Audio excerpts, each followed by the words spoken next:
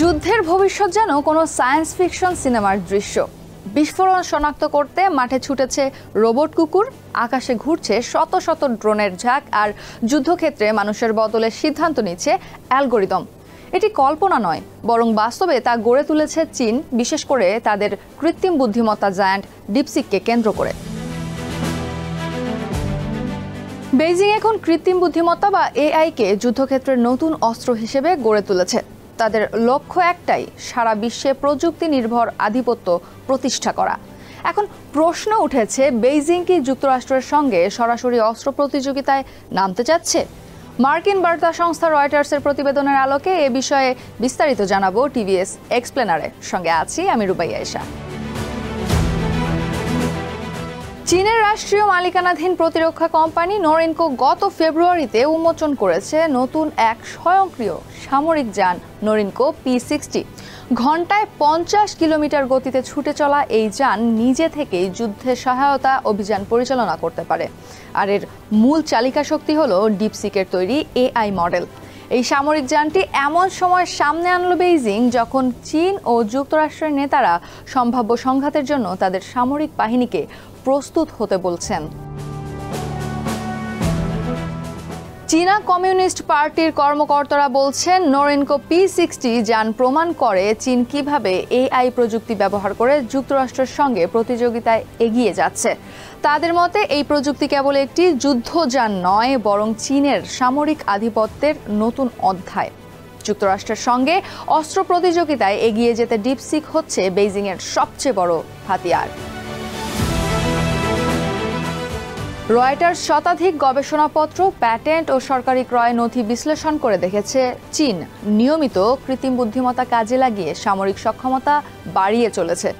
যদিও চীনের পরবর্তী প্রজন্মের অস্ত্র কিভাবে কাজ করে এবং এগুলো কতটা ব্যবহার করা হচ্ছে তা এখনও গোপন। তবে প্যাটেন্ট ও ক্রয়ের নথিপত্র থেকে দেখা যায়, দেশটি স্বয়ংক্রিয়ভাবে লক্ষ্যবস্তু শনাক্ত করা এবং যুদ্ধক্ষেত্রে তাৎক্ষণিক সিদ্ধান্ত নেওয়ার মতো প্রযুক্তি তৈরি করেছে, আর এসবই মূলত যুক্তরাষ্ট্রকে জবাব দেওয়ার লক্ষ্যে। তবে নথিতে উল্লেখ থাকা সব পণ্যই তৈরি হয়েছে কিনা তা রয়টার্স নিশ্চিত হতে পারেনি, কারণ প্যাটেন্ট মানেই যে সেগুলো তৈরি হয়ে গেছে এমন নয়। চীনের সেনাবাহিনী, পিপলস লিবারেশনের আর্মি এবং এর সহযোগীরা এখনও এনভিডিয়া চিপ ব্যবহার করছে বা খুঁজছে। এমনকি যুক্তরাষ্ট্র এই চিপের যে মডেলগুলো রপ্তানি নিষিদ্ধ করেছে সেগুলো তালাশ করছে চীন। এই চিপগুলো নিষেধাজ্ঞার আগেই মজুত করা হয়েছিল কিনা তা জানা যায়নি। রয়টার্সের বিশ্লেষণে দেখা গেছে, PLA এর সংশ্লিষ্ট গবেষণা প্রতিষ্ঠানগুলো 2024 এবং 2025 সালেও এই চিপ ব্যবহার করেছে। 2022 সালের সেপ্টেম্বরে যুক্তরাষ্ট্রের বাণিজ্য দপ্তর চীনে মার্কিন প্রযুক্তি প্রতিষ্ঠান এনভিডিয়ার জনপ্রিয় A100 ও H100 চিপের রপ্তানি নিষিদ্ধ করে, কিন্তু তার আগেই সম্ভবত কিছু চিপ মজুত করে রেখেছিল বেইজিং।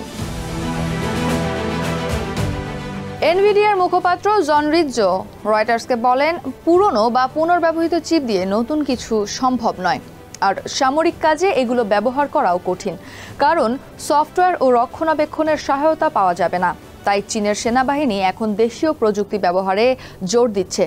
তবে বিশ্লেষকদের মতে, চীনের গবেষণা সংস্থাগুলো এই চিপগুলোকেই প্রশিক্ষণ ও পরীক্ষার কাজে লাগাচ্ছে। ওয়াশিংটনের রপ্তানি নিয়ন্ত্রণের পর চীন ক্রমে নিজেদের প্রযুক্তিতে নির্ভরতা বাড়াচ্ছে।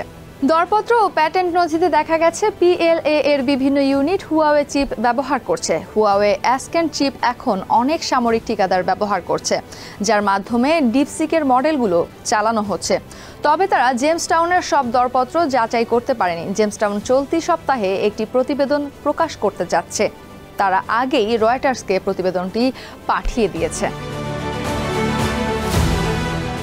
হুয়াওয়ে সামরিক খাতে তাদের চিপ ব্যবহারের বিষয়ে কোনো মন্তব্য করেনি।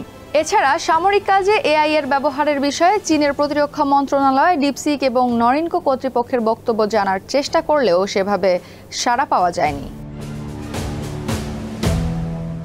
ওয়াশিংটন ভিত্তিক প্রতিরক্ষা নীতি বিষয়ক থিঙ্ক ট্যাঙ্ক জেমসটাউন ফাউন্ডেশনের গবেষক সানি চুয়াং বলেন, 2025 সালে চীনের সেনাবাহিনী এমন সব প্রতিষ্ঠানকে চুক্তিভিত্তিক কাজ দিয়েছে যারা শুধুই দেশীয় হার্ডওয়্যার ব্যবহার করেছে। হুয়াওয়ের এআই চিপ ব্যবহারই তার প্রমাণ। চলতি বছরের 6 মাসে PLA এর প্রকিউরমেন্ট নেটওয়ার্ক থেকে ইস্যু করা কয়েকশো দরপত্র বিশ্লেষণ করে চুয়াং এই তথ্য পেয়েছেন। রয়টার্স স্বাধীনভাবে এই দাবির সত্যতা যাচাই করতে পারেননি। তবে দেশীয় কোম্পানিগুলোর ওপর চীনের নির্মিত প্রযুক্তির ব্যবহার বৃদ্ধি করতে বেইজিং প্রকাশ্য চাপ দিচ্ছে বলে যে কথাটি শোনা যাচ্ছে তার সঙ্গে এ দাবি সামঞ্জস্যপূর্ণ। রয়টার্সের তথ্য অনুযায়ী 2025 সালে PLA এর 1 ডজনেরও বেশি দরপত্রে ডিপসিক মডেলের উল্লেখ আছে। অন্যদিকে আলিবাবার প্রতিদ্বন্দ্বী মডেল কিউএন এর উল্লেখ মাত্র একটিতে। ডিপসিক সম্পর্কিত দরপত্রের সংখ্যা এবছর অনেক বেড়েছে। প্রায়ই নতুন সামরিক প্রয়োগ দেখা যাচ্ছে PLA এর ওয়েবসাইটে। ডিপসিকের জনপ্রিয়তা চীনের ঘোষিত অ্যালগোরিদম সার্বভৌমত্ব এর অংশ, অর্থাৎ পশ্চিমা প্রযুক্তির ওপর নির্ভরতা কমিয়ে নিজেদের প্রযুক্তি ব্যবহার নিয়ন্ত্রণে নেওয়া। যুক্তরাষ্ট্রের প্রতিরক্ষা দপ্তর এ বিষয়ে মন্তব্য করতে চায়নি, তবে তারা বলেছে ডিপসিক চীনের সেনা ও গোয়েন্দা কার্যক্রমে সহায়তা দিয়েছে এবং ভবিষ্যতেও দিতে পারে।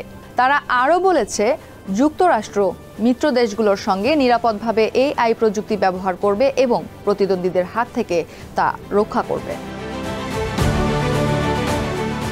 চীন এখন যুদ্ধক্ষেত্রে কৃত্রিম বুদ্ধিমত্তার ব্যবহার বাড়াচ্ছে। তারা এমন রোবট কুকুর বানাতে চায় যেগুলো দলবদ্ধভাবে টহল দেবে, হুমকি খুঁজে বের করবে এবং বিস্ফোরক নিয়ন্ত্রণ করবে।